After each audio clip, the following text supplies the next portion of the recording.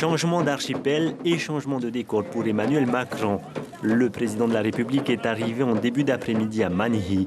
Sur place, les dames ont revêtu leurs plus belles robes, tandis que ces messieurs ont sorti les guitares et les ukulélés. Quant au Tabana, ce dernier ne cache pas sa fierté d'accueillir le chef de l'État. Je vais également profiter de l'occasion qui m'est donnée pour essayer, en toute humilité, de me faire le porte-parole des 17 communes qui composent ces deux archipels des Tuamotu et des Gambier. Merci beaucoup ce que vous faites pour le territoire. Merci beaucoup. De son côté, le président s'est volontiers noyé dans la foule venue couronner le Peretiteni, signant au passage quelques autographes. Et Emmanuel Macron s'est également intéressé à l'histoire de l'atoll, notamment les catastrophes naturelles auxquelles ont été confrontés les Paumotu. Vous avez entendu ce qu'ils ont vécu? Vous n'étiez pas né, vous, hein? Voilà.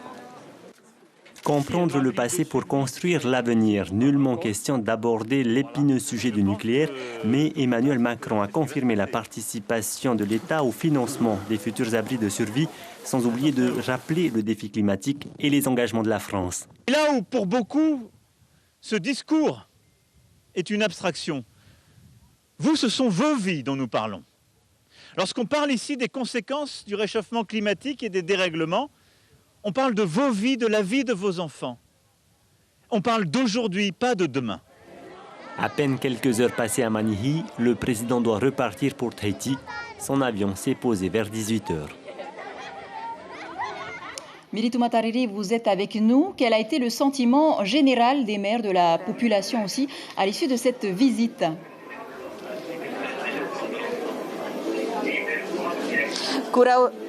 Kuraora Shikita, nous nous trouvons actuellement à la mairie de Manhi où un repas populaire est offert. Les habitants ont sorti guitare et ukulélé pour décompresser juste après cette visite présidentielle. Une des habitantes me confiait il y a quelques minutes que cette visite avait été pratiquement familiale, tellement le président Macron était accessible. Avec nous ce soir, nous avons le maire de Manhi, encore une fois pour faire le bilan de ce soir, Tabana Yorana. S'il faut retenir une des annonces du chef de l'État, c'est la prise en charge financière totale des 17 abris de survie uniquement par l'État et le pays. C'est un soulagement pour les Tabana des Tuamotu.